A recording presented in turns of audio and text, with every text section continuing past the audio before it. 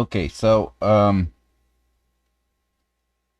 gonna show you my brush here that I've made in Krita. Um, Actually, I've got several of them, but this is the one I think that has came close to what I need it for. Um, so let's see. The brush itself uses a triangle as its brush tip, and I've got a fairly good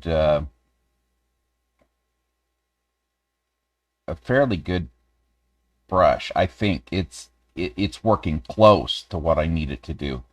Um, so if we look on the paper here and I do a straight line, one of the things that I'm losing here is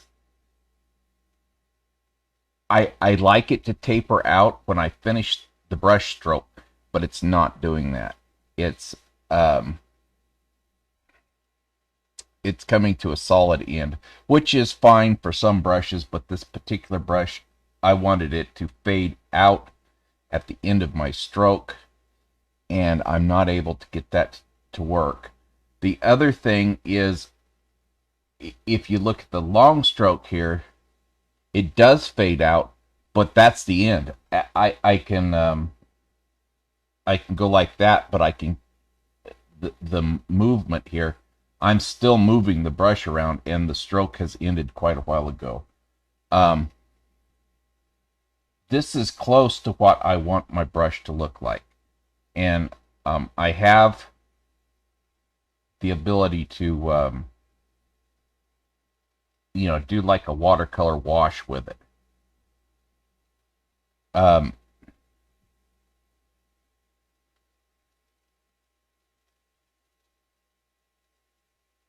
this, like I said, it's very close to what I want. Um,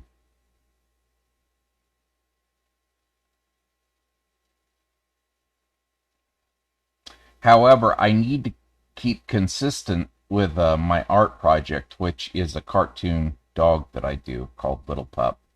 And if you notice me trying to do this dog nose right here, um, I'm fine when I start my brush stroke and then it gets fat and then tapers back down.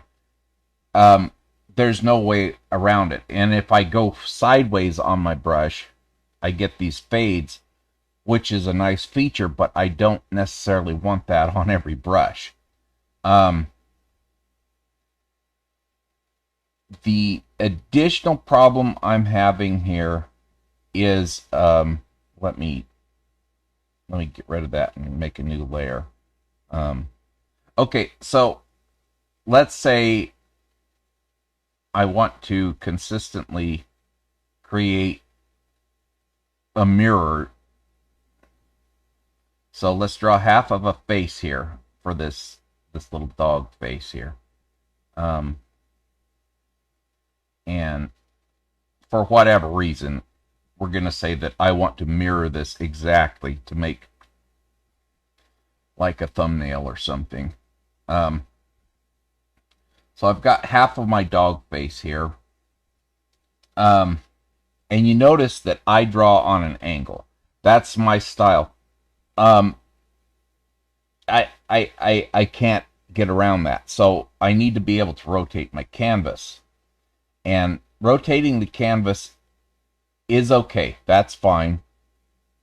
What's not okay is when I go over to the layer to transform and then go to and let me copy this first. I'll show you what I mean.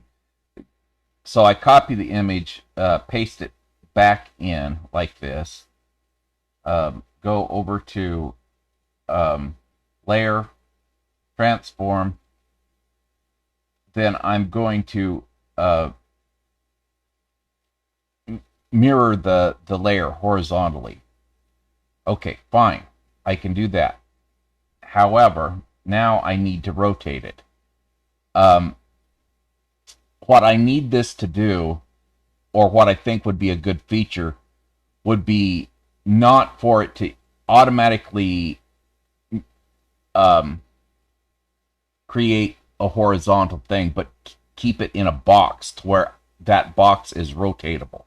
Because as it is right now, I have to go over here, um, grab the layer moving tool. Now we're fine. We moved that over there. We've got a slight um, adjusted thing there. However, here's the problem. I need to be able to rotate this box, this box that the image is in. So I'll go back to layer. This is an extra step that I shouldn't need to have for it to work. So now I've got this rotation box. This is not easy to work with. I can't see my rotation here, so I'm guessing by moving the custom dial here, I'm just guessing, and no, that's not right. So now I have to go back to layer, go back to go back here, back to rotate. I really want Krita to work. I really want this program to work for me. See, now, because I can't see what I did there, I rotated it the wrong way. And this is the problem that I've been having. I can't get a feel for this since I don't work mathematically. And this feels too much like math for me. So apparently I go down like this on the number thing, and then hopefully I've got it. See, I still haven't got it right, so I have to do that again.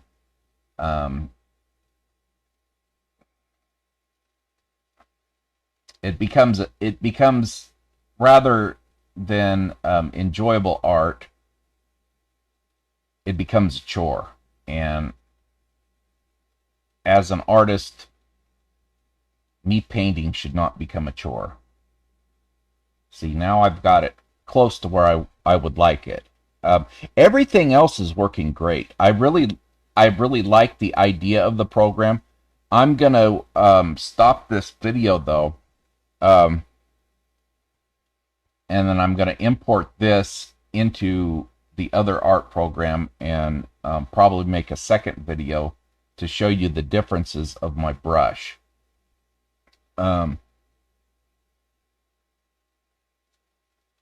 So before I go though, this brush tool, if you look at what I've got here on my brush tool, like if I work at size 17, which is what I'll work with in the other program, I'll create a mask over this and show you the differences. I'm not sure how I'm going to be able to create a new brush that works. So this is the size I use here. This 17. Oh wait, it moved on me. Hold on. Let's go back to 17. Okay, so this is the size I normally use. So let's recreate a new little dog face here. This is good for some projects. I'm fine with how it's working for some projects, but what I'm noticing here, is, first of all, this fat bleed. So I'm bringing my brush strokes like this, and then it gets that fat bleed there at the end. I want to be able to have a consistent brush as I'm going. And I'm not feeling like I can achieve that. I still want the taper on the front and the end, but for some reason it's going past my 17, and look at how fat that brush is becoming there. It's not, and then it tapers off and doesn't work anymore. That's what I'm talking about. That's part of the flow that's not feeling right. The other thing is, for example, this in itself here, the nose shape that I have here is fine. So I'm going to draw a little nose inside this other nose. It's kind of silly, but I'm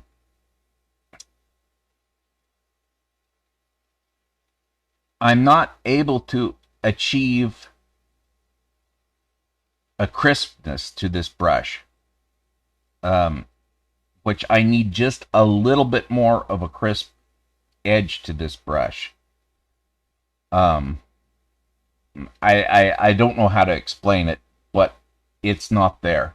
So let me end this video here, and I will move over to the other program and make another video.